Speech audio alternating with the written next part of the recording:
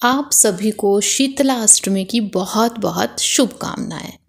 आज की वीडियो बहुत ही खास होने वाली है क्योंकि आज की वीडियो में आप जानेंगे कि शीतला माता की पूजा कैसे की जाती है, क्यों शीतला माता बाकी सभी देवी देवताओं से अलग है, क्या इन्हें बासी भोग सच में लगाया जाता है, यदि उपवास लेते हैं तो किन चीज़ों का ध्यान देना है, क्या खा सकते हैं क्या नहीं, क्या निषेध है जो आपको गलती से भी नहीं खाना है इस दिन, यदि उपवास लिया है या ना भी उपवास लिया हो तो भी किन चीज़ों का पालन इस दिन यदि किया जाए तो आपके लिए ये दिन बहुत शुभ होने वाला है। सभी देखने वालों को नमस्ते, जय माता दी।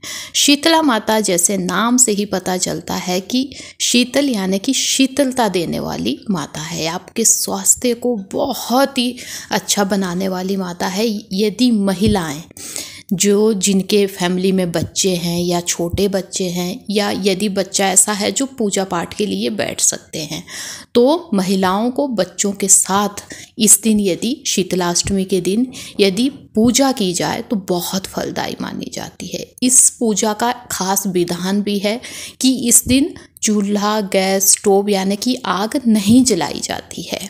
ये ही पूजा खास बनाती है शीतला अष्टमी को, क्योंकि एक दिन पहले ही खाना बना लिया जाता है, उसी का भोग लगता है शीतला अष्टमी को। वो भोग भी आपको ठंडा लगाना होता है क्योंकि जो शीतला माता है कहते हैं कि उन्हें ठंडा भोग जो सप्तमी के दिन बनाया हो यदि वो भोग लगाया जाए तो वो इन्हें बहुत बहुत ज़्यादा पसंद आता है। अब जैसे बच्चों में बहुत से देखिए जैसे चेचक है, स्मॉल पॉक्स हो गया, चिकन पॉक्स हो गया, ऐसी समस्याएं हो जाती है ना।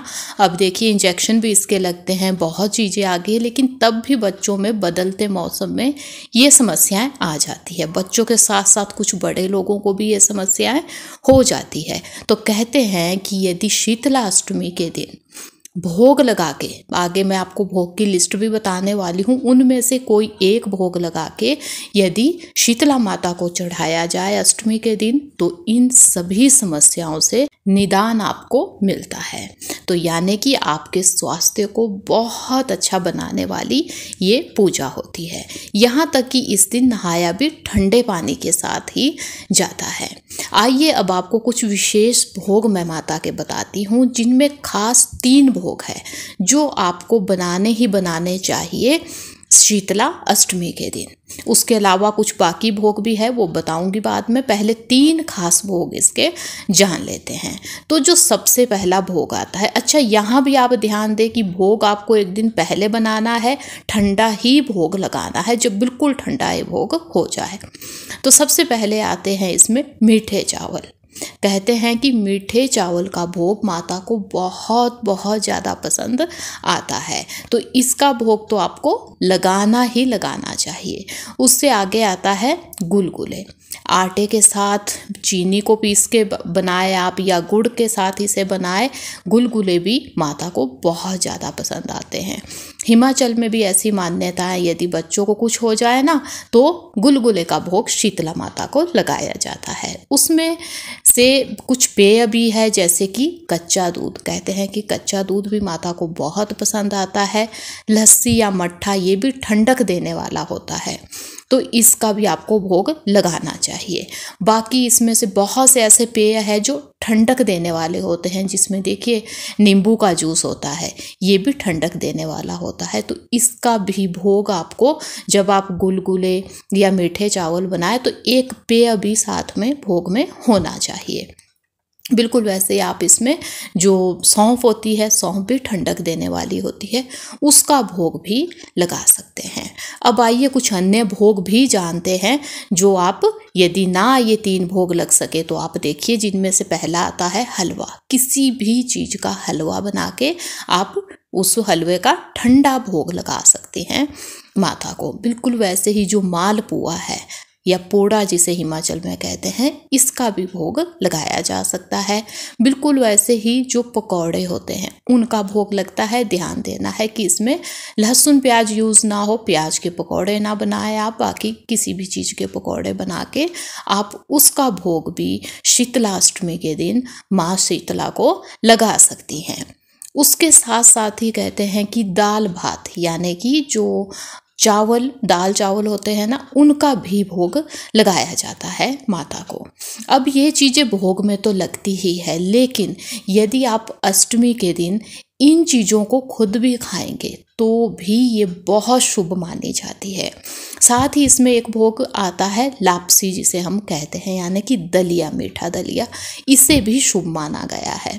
तो आप ये भोग लगा भी सकते हैं। उसके बाद यदि खुद भी खाते हैं तो बहुत फ़ायदेमंद होता है, आपको अच्छा स्वास्थ्य, अच्छा सेहत, ये सभी भोग देते हैं। साथ ही साथ खाने की यदि बात कहूँ तो सात्विक खाना ही इस दिन खाया जाता है। अब जो सात्विक खाना है वो भी आपको ठंडा खाना है, भोग में भी ठंडा ही लगाना है, खुद भी ठंडा भोजन खाना है। क्योंकि देखिए, आग तो जलेगी नहीं, कोई चूल्हा नहीं जलेगा, तो ये एक दिन पहले का खाना दिखती बात है कि ठंडा ही होगा। अब क्या नहीं खाना है आपको, तो कहते हैं कि ताज़ा भोजन, यानी कि एकदम जो बना हुआ भोजन हो, जिसे हम कहते हैं ना कि गर्मा गर्म भोजन खाना है, वो नहीं खाया जाता, उसे निषेध माना जाता है शीतला अष्टमी के दिन। उसके साथ ही यदि मैं बाकी भोजन की बात कहूँ तो उसमें सबसे पहला नाम आता है जो तामसिक चीज़ें होती है, जिनमें आपके देखिए नॉन वेज, जितना भी नॉन वेज हो सभी तामसिक चीज़ों में आता है। मांस, मछली हो या अंडा हो, सभी चीज़ें आ गई इसमें। साथ में जिसमें लहसुन प्याज यूज़ हुआ हो ना, आपको लहसुन प्याज एज इट इज़ खाना है, मतलब सैलेड है, इसका कुछ भी नहीं, या जो भी चीज़ आप बनाए उसमें लहसुन प्याज का यूज़ नहीं होना चाहिए। इन चीज़ों को भी निषेध माना गया है। यदि उपवास है तो भी आप नहीं खा सकते उपवास खोलने के टाइम इन चीज़ों को, या यदि उपवास भी ना हो तो भी यदि आप ये चीज़ें नहीं खाते हैं ना, तो भी आपके लिए ये दिन, ये शीतला अष्टमी है, वो फलदायी होने वाली है। तो साथ ही साथ आपको ध्यान देना है कि जो स्पाइसी चीज़ें होती है, चटपटा खाना होता है, ज़्यादा तीखा खाना होता है, वो इस दिन नहीं लेना होता है। इस दिन आपको ठंडक देने वाली चीज़ें, ऐसी चीज़ें खानी चाहिए। तो चटपटा खाना भी इस दिन गलती से भी आप ना खाएं। इसके साथ साथ जो तला हुआ भोजन होता है या भुना हुआ भोजन होता है या ज़्यादा तेल वाली जो चीज़ें हैं, वो भी आपको इस दिन नहीं लेनी चाहिए। क्योंकि देखिए, शीतला अष्टमी के दिन तो ये चीज़ें नहीं ली जाती है, लेकिन जो शीतला अष्टमी आती है उस टाइम मौसम चेंज होता है, ठंडक ख़त्म हो जाती है, ठंडी ख़त्म होने का सिंबल होती है ये जो शीतला अष्टमी होती है। क्योंकि ये होली के 8 दिन बाद मनाई जाती है, तो ठंड उस टाइम को ख़त्म होने वाली होती है। तो उस टाइम भी ये चीज़ें कही जाती है कि ज़्यादा आपको स्पाइसी देखिए नहीं खाना होता है, क्योंकि जैसे मौसम चेंज होता है तो उसमें कोई ना कोई हेल्थ इशू होने के चांस होते हैं। तो साइंटिफिक वे से भी ये बहुत ही अच्छा है यदि आप ऐसा ज़्यादा तला भुना हुआ भोजन ना लें। तो ये थी आज की वीडियो, जितना मुझे ज्ञान था उतना मैंने आपको बताया। तो इस शीतला अष्टमी आप भी इन चीज़ों का ध्यान दीजिएगा। जो चीज़ें निषेध है वो मत खाइएगा इस दिन, जो चीज़ें शुभ है उनका सेवन कीजिएगा। आपके अच्छे स्वास्थ्य के लिए भी ये सही है, साथ में धन धान्य लेके भी आती है ये चीज़ें। तो आज की इस वीडियो में इतना ही। अब मिलेंगे किसी खास वीडियो के साथ, तब तक के लिए धन्यवाद। जय माता दी।